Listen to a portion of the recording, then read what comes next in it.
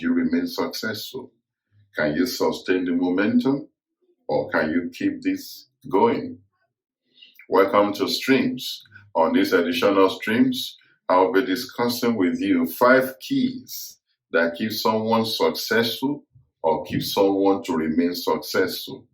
Number 1, turn your should to must. Whatever you think you should do, turn it to a must. It's a fundamental key that makes people successful and keeps them successful. Very many times, we look at things we should do. If you are a salesperson, you think you should knock on 100 doors, or you should make 50 calls in a day. That may get you to some level of success, but it won't keep you successful. But if you turn that to, I must knock 100 doors, I must make 50 calls, I must complete that application, I must fulfill that deadline, that switch in your mind changes the urgency and the drive changes immediately. Because if it should be done, you can push it as far as possible, you can evade it as much as possible. And if you're already successful, you need certain kind of protocols of things you must do that constantly feeds your success, that constantly drives you in the line of sustaining that success you have built. Because as you become more successful, demands are higher, the opportunities are wider, and there's a likelihood to let things to slip through the cracks because you think, I should do it. But if you know it's a must, it keeps you incentivized to know that this is not something you can push off. Number 2, I say to you, get around something that is better. If you want to be successful, get around people who are successful. If you're already successful to some level, look for something better or someone that is better than your level of result currently. That will keep you motivated. You see, when you get around something better, it's not to make you feel downcasted or to kind of commonize your own success, but it has the energy of motivation to energize you and to be like, you don't need to be, you can be contented, quite all right, but you don't need to be complacent. You don't need to create this false idea of you are the messiah of your own industry. You are doing great, quite all right, but you need to get around something that fires you up to let you know you are still coming up. There are better territories. There are other dimensions of that business that you need to grow into.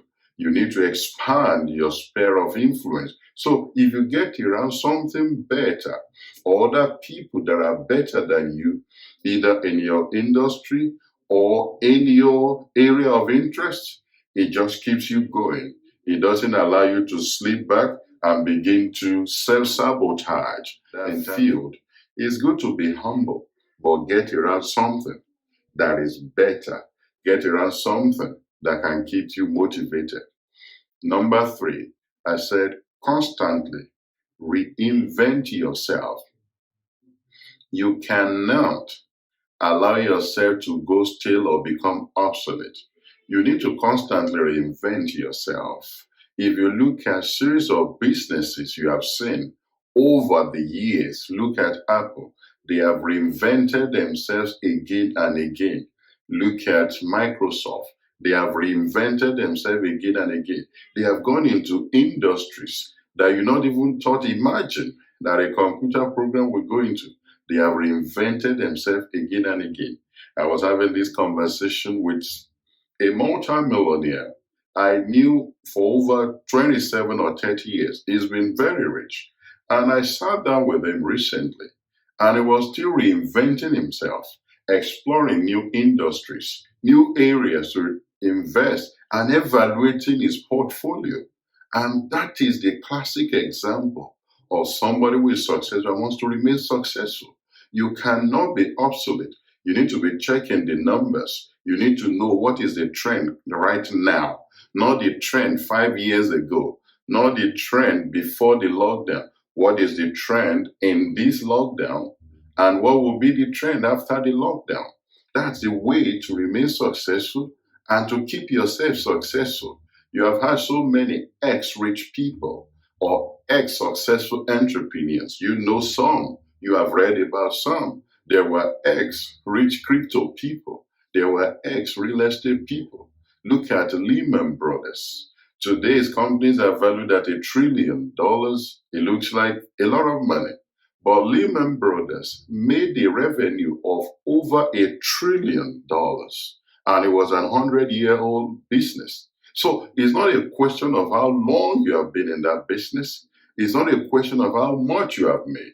It's a question of you reinventing yourself and understanding the existential threats or in terms of the way the economy is changing now. Are you adapting to it? You need a concept of adaptation in your business so as to engage with any change that might be happening in that industry. So keep reinventing yourself and you will remain successful. Number 4, be positively obsessed with your vision. I am a fan of people with vision. You can be interested in making money, but you need a vision that underpins that desire. I say to people, you might have a few things, but if your vision is not clear, you can be lost. Be obsessed with your vision, not with the things you have acquired. You might lose your car, your vision will buy you another car. You may lose your house, your vision will buy you another house. You may lose your plane, your vision will buy you another plane. But if you are obsessed with things that your vision gave you, and then you lost your vision, then you are confused. But if you are obsessed with your vision, you keep refining it, you keep expanding it, irrespective of the material success you may have had. Don't lose sight of your vision. Be obsessed with it. Look at how your vision may have evolved because the concept or the clarity you have about your vision 10 years ago is different from 10 years later. I've been in certain aspect of my vision, the way I conceptualized it 20 years ago is different from how it was 10 years ago.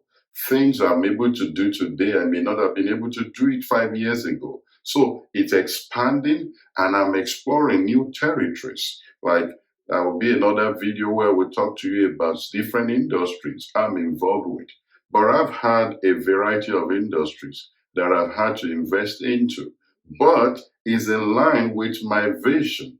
And I just expand that as things grow and as the vision grows. So be positively obsessed with your vision, and happenings around you will not deter you and you will not be swayed by, winds that can blow you off course. Number 5, finally, I say switch from push to pull. Switch from being pushed to pull. You see, the force of pull is stronger than the force of push because a lot of people, pain may have pushed you to the level of success you have now. Frustration may have pushed you to the level of success you have now. Not giving you opportunity may have pushed you to the level of success you have now. But now that you want to remain successful, you have been successful to a level, now you need to switch to pull factor. The force of pull is much stronger.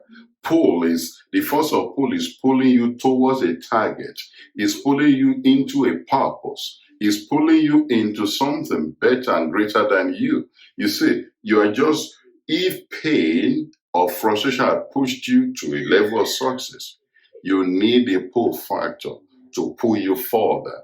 There's a force pulling you and you're also grabbing onto it. So you need to switch from being pushed to a pull. If you are successful, you are no longer hungry.